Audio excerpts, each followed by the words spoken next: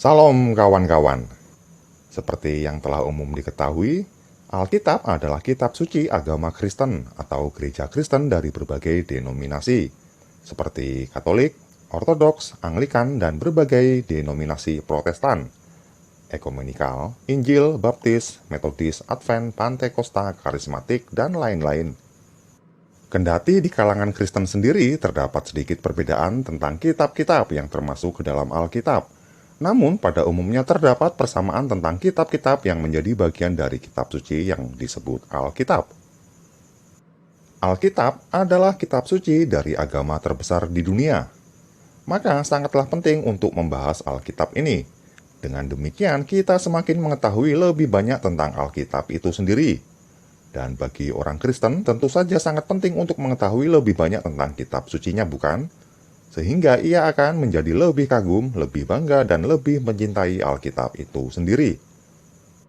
Tetapi, pemahaman mengenai Alkitab ini bukan hanya bagi orang Kristen saja.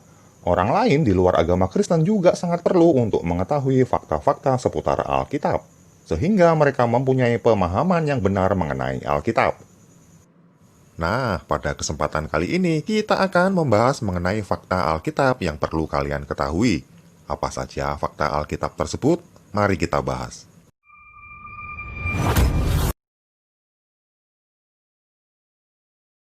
Yang pertama, Alkitab adalah tulisan manusia yang ditulis oleh lebih dari 40 penulis. Meskipun Alkitab adalah firman Allah yang berasal dari Allah sendiri, namun Alkitab itu ditulis oleh manusia biasa yang dipilihnya. Alkitab tidak begitu saja turun dari surga dalam bentuk yang kita kenal sekarang.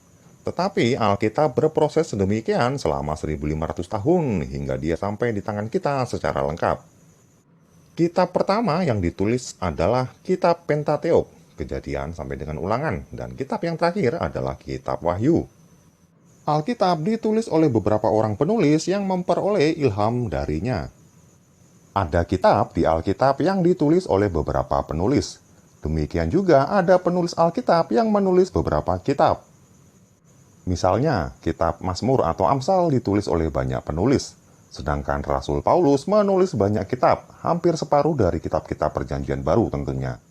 Yang unik, para penulis ini memiliki beragam latar belakang profesi dan pendidikan yang berbeda-beda, mulai dari nelayan, gembala, raja, nabi, imam, rasul, dan lain-lain. Dengan para penulis yang berlatar belakang berbeda-beda ini tidak pelak menghasilkan karya tulis yang berbeda pula, seperti gaya bahasa, istilah, penekanan, dan lain-lain. Tentunya Allah tidak mengabaikan latar belakang mereka dalam menulis Alkitab, sebab Allah tidak menjadikan mereka seperti robot. Hanya saja, Allah mengilhami mereka sedemikian sehingga ketika mereka menulis Alkitab, mereka tidak salah. Itulah sebabnya, kendati Alkitab ditulis oleh banyak orang dari berbagai latar belakang yang berbeda-beda, dan dalam kurun waktu yang berbeda-beda, namun tulisan mereka tidaklah bertentangan satu sama lain, melainkan saling terkait. Kemudian, fakta Alkitab selanjutnya adalah, Alkitab mempunyai banyak nubuat atau ramalan yang benar-benar terjadi. Sebagai contoh adalah nubuat tentang pengepungan Yerusalem dan kehancuran bait suci orang Israel. Di Perjanjian Lama kita melihat lebih banyak lagi nubuat yang telah tergenapi, seperti pembuangan bangsa Israel ke Babel dan kembalinya mereka ke negeri mereka. Selain itu, kita juga melihat nubuat yang sebagian telah tergenapi, sedang tergenapi, tetapi masih akan tergenapi lagi. Sebagai contoh adalah nubuat tentang kerajaan-kerajaan yang silih berganti menguasai dunia. Dan kita akan melihat lebih banyak lagi ramalan-ramalan Alkitab yang akan terjadi di dunia ini, termasuk nubuatan akan kedatangannya yang kedua kali. Kemudian, fakta Alkitab selanjutnya adalah pusat pemberitaan semua kitab-kitab di dalam Alkitab adalah Yesus. Tentu hal ini tidak berarti bahwa setiap kitab tersebut menyebut tentang Yesus di kitab yang mereka tulis, atau bahwa semua tulisan tersebut secara langsung merujuk kepada Yesus. Tetapi maksudnya adalah bahwa semua isi kitab-kitab dari Alkitab tersebut punya makna yang terkait dengan pribadi dan karya Yesus. Kitab-kitab Perjanjian Lama memandang ke depan kepada Kristus yang akan tersalib, mati, dan bangkit. Sedangkan kitab-kitab Perjanjian Baru memandang ke belakang kepada Kristus yang telah tersalib, mati, dan bangkit. Kemudian, fakta Alkitab selanjutnya adalah Alkitab mencatat awal dan akhir dunia. Inilah salah satu hal yang mengagumkan dari Alkitab. Manusia selama berabad-abad telah banyak bertanya dari mana asal-usul dunia ini, bagaimana dunia ini bisa terjadi, apakah terjadi dengan sendirinya ataukah ada yang menciptakannya? Jika ada, siapa yang menciptakannya? Lalu, apakah dunia ini akan tetap ada ataukah akan berakhir suatu saat nanti? Jika dunia ini akan berakhir, kapan dan bagaimana itu akan terjadi? Kemudian, apakah akan ada kebangkitan dari kematian? Apakah ada hidup sesudah kematian? Apakah ada penghakiman atas perbuatan manusia selama di dunia ini? Para filsuf atau ahli filsafat telah lama mempertanyakan hal-hal tersebut. Tetapi Alkitab sebenarnya sudah mencatat awal dan akhir dunia ini, juga awal dan akhir hidup manusia di dunia. Kita hanya perlu membacanya sehingga kita bisa memahaminya. Kitab pertama di Alkitab, yakni Kitab Kejadian, memberitahu kita tentang bagaimana dunia ini terjadi, siapa yang menciptakannya, dan mengapa dia akhirnya menjadi rusak. Kitab tersebut juga mencatat asal-usul manusia dan mengapa mereka jatuh ke dalam dosa.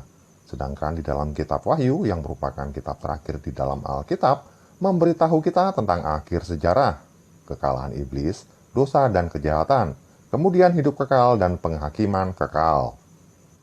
Kemudian, fakta Alkitab yang selanjutnya adalah Alkitab itu terpelihara hingga sekarang. Alkitab sejak ditulis hingga saat ini terpelihara dengan baik. Dia tidak rusak, hancur, atau robek hingga menyebabkan manusia tidak mengerti lagi maksud Tuhan yang tertulis di dalam Alkitab tersebut. Adapun manuskrip-manuskrip kitab suci kini tersimpan dengan baik di berbagai museum terkemuka di dunia, seperti di Israel, Italia, dan Inggris. Tentunya dengan adanya manuskrip-manuskrip Alkitab ini menunjukkan bahwa Alkitab sebagai firman Allah tetap terpelihara hingga saat ini. Tentu saja hal ini membuktikan Tuhan berkuasa untuk menjaga firman-Nya agar tetap ada sehingga dapat dibaca oleh manusia turun-temurun. Alkitab yang adalah firman Tuhan tidak pernah diubah atau berubah. Alkitab yang kita punya sekarang masih sama dengan Alkitab yang pertama kali ditulis, yakni naskah aslinya. Sekalipun terdapat perbedaan antara satu naskah Alkitab dengan naskah Alkitab lainnya, itu hanyalah sedikit dan hanya menyangkut hal-hal yang tidak esensial, bukan menyangkut ajaran-ajaran utama di dalam Alkitab. Kemudian, fakta Alkitab yang selanjutnya adalah Alkitab merupakan buku yang paling laris di dunia. Alkitab adalah buku bestseller sedunia, bukan hanya tiap bulan atau tiap tahunnya, tetapi juga secara totalnya, sejak dulu hingga saat ini. Tentu hal ini terutama disebabkan oleh banyaknya orang Kristen sebagai penganut agama terbesar di dunia yang membaca Alkitab. Tetapi bukan hanya karena itu saja Alkitab menjadi laris. Alkitab menjadi laris juga karena banyak dibaca dan dipelajari oleh orang-orang yang tidak percaya kepada Alkitab itu sendiri, entah untuk sekedar mencari tahu ataupun untuk mencari-cari kesalahannya saja. Alkitab sudah diterjemahkan ke dalam lebih dari 2000 bahasa di dunia, termasuk bahasa Indonesia dan bahasa-bahasa daerah yang ada di Indonesia. Dan sebagai informasi tambahan, Alkitab Perjanjian Lama aslinya ditulis dalam bahasa Ibrani sebagian besarnya dan dalam bahasa Aram sebagian kecilnya. Sedangkan Alkitab Perjanjian Baru seluruhnya ditulis di dalam bahasa Yunani. Penerjemahan Alkitab ke dalam berbagai bahasa di dunia sangatlah penting, sehingga Alkitab dapat dibaca oleh semua orang dalam bahasa mereka sendiri, tanpa harus belajar bahasa asli Alkitab tersebut, yang merupakan Ibrani, Aram, maupun Yunani. Kemudian, fakta Alkitab yang selanjutnya adalah Alkitab merupakan buku paling banyak diulas oleh manusia. Ada banyak buku yang mengulas tentang Alkitab, baik secara keseluruhan maupun per kitab atau per topik Alkitab saja.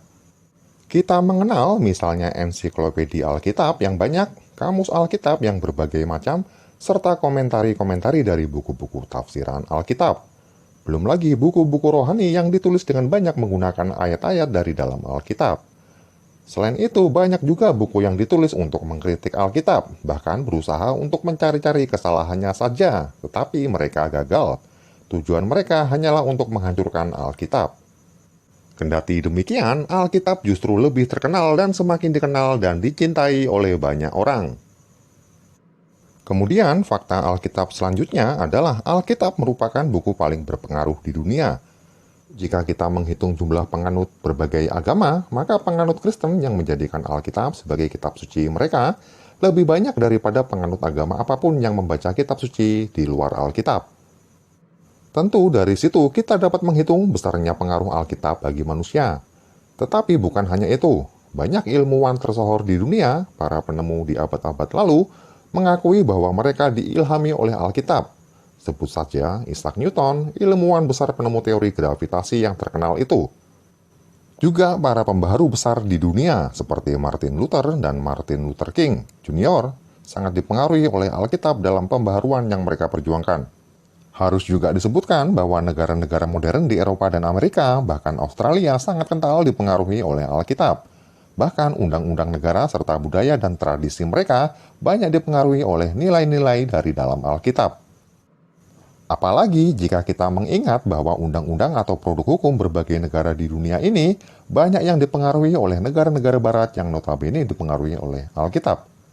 Maka kita dapat mengatakan bahwa Alkitab pun secara tidak langsung telah mempengaruhi banyak negara lain di dunia, bahkan negara-negara yang tidak membaca atau mempercayai Alkitab tanpa mereka sadari. Kemudian fakta Alkitab yang selanjutnya adalah Alkitab mendahului ilmu pengetahuan.